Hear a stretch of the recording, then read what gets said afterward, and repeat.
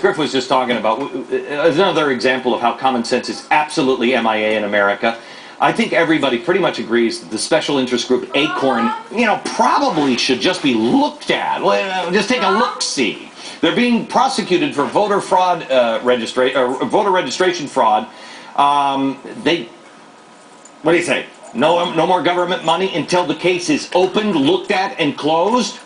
Some had planned to stay and debate this into the night because Congress, the House, they were trying to put this in. Well, there wasn't supposed to be a vote on this bill until today, so many lawmakers went home. In the wee hours of the night, when Republicans tried to add the 2 amendments to the spending bill, would have stopped Acorn, Democrats cut off the debate after a half an hour, and then everybody went home. Oh, and then they later said, you know what, let's vote. Well, I say we vote right now.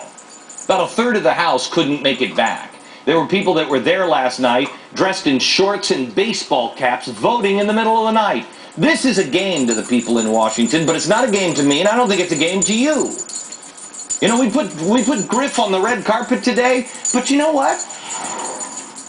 We're just trying to show how ridiculous they are. You want to be a celebrity? Fine, we'll treat you like a celebrity.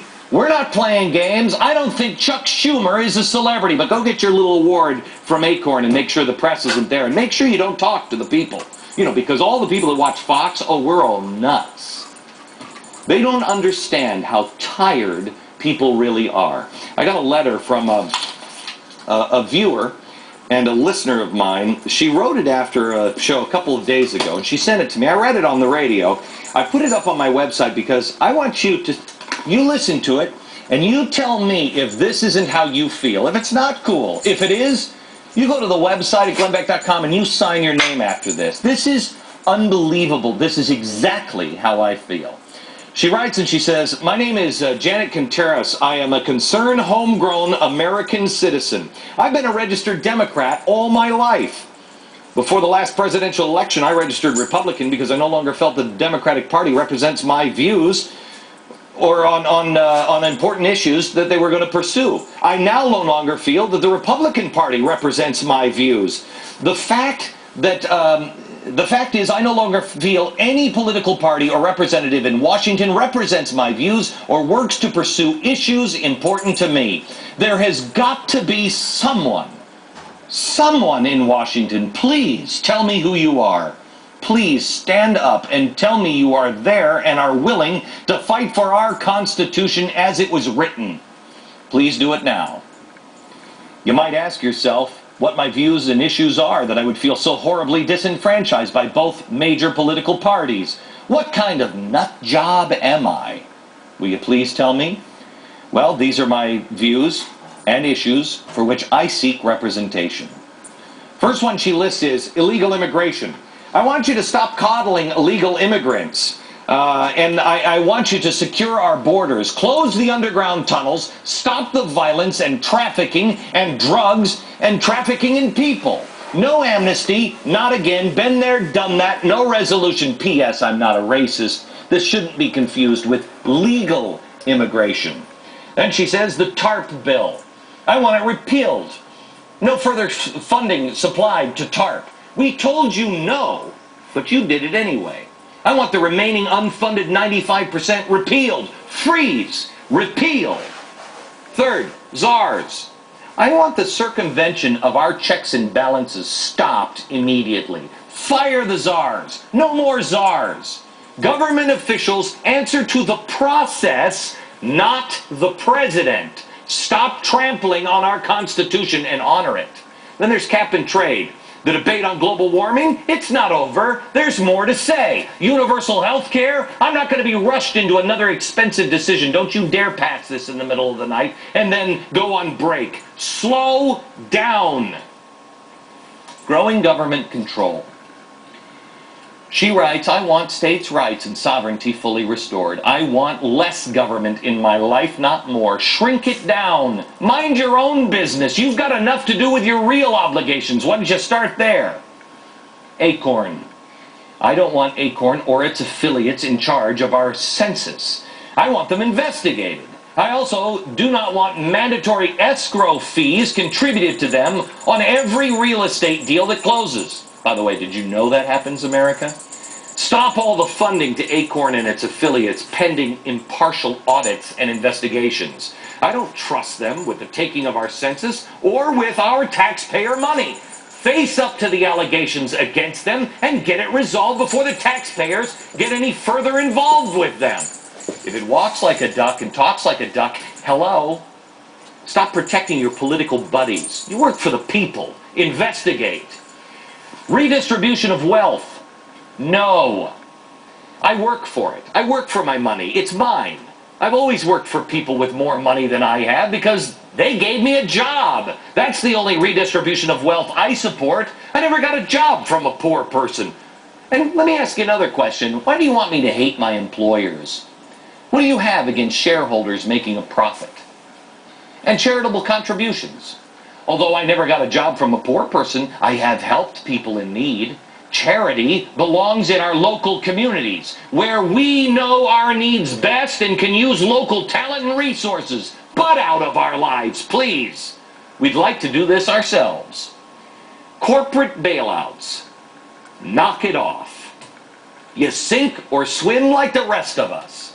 If there are hard times ahead, you know what? We'd be better off just getting to it, letting the strong survive, quick and painful, like ripping off a Band-Aid. We'll pull together. Great things happen in America under great hardship. Give us a chance to innovate.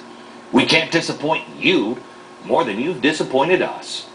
Transparency and accountability. How about it? No, really, I mean, let's have it. Let's give the buzzwords a rest and have some straight talk. Honest talk.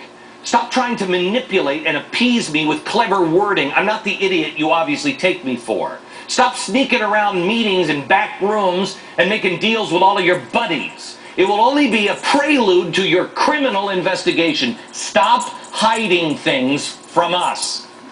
Unprecedented quick spending. Stop it. Take a breath.